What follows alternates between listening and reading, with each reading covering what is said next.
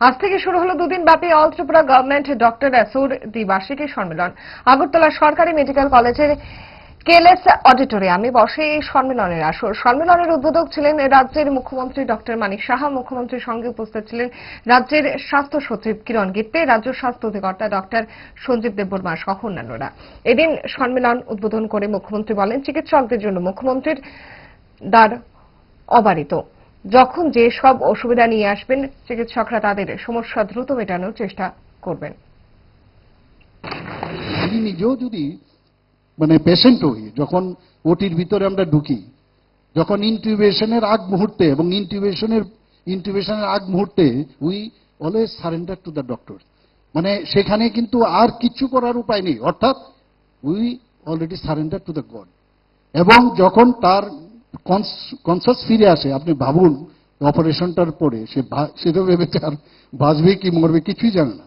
যখন ফিরে আসে তার মধ্যে কি অনুভূতিটা আসে, এটা অদ্ভুত একটা ফিলিংস তার মধ্যে আসে। ডক্টরস এবং তাদের আশেপাশে যত ডাক্তার আমাদের যারা এলাইড যারা স্টাফ আছে, তাদের প্রতি একটা অদ্ভুত এক আধ্যাত্মিক একটা রিলেশন সেখানে সৃষ্টি হয়, তখনই বোঝা যায়। তো এই কারণে আমি মাঝে মাঝে বলি, ডাক্তারদের উপরে অনেক সময় চড়াও হয় কিছু কিছু লোক। আমি বলি, তুমি যে এই পৃথিবীতে আসো, এই ডাক্তারবাবুর সিগনেচার নিয়েই কিন্তু এই পৃথিবীতে তুমি আসো। ইউ আর বর্ন, এই সার্টিফিকেটটা দে, মেডিকেল সার্টিফিকেট। আবার মৃত্যুর সময়ও ডাক্তারের সার্টিফিকেট ছাড়া তুমি কিন্তু শ্মশানে যেতে পারবে না। কেন তোমরা ডাক্তারদের উপর চড়াও?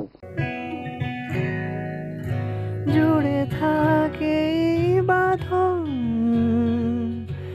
আপনার চেয়েও আপন, জুড়ে থাকে বাঁধন আপনার চেয়েও আপন,